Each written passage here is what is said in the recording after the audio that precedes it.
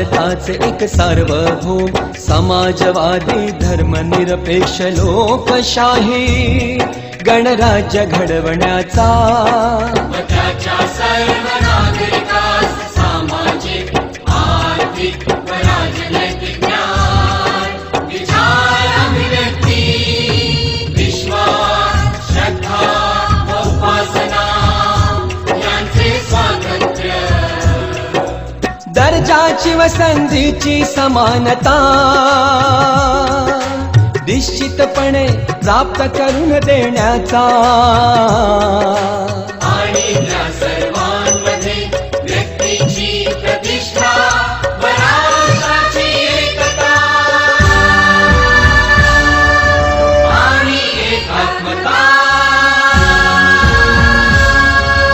यांचे आश्वासन देणारी बंधुता प्रवर्धित करण्याचा संकल्पपूर्वक निर्धार करून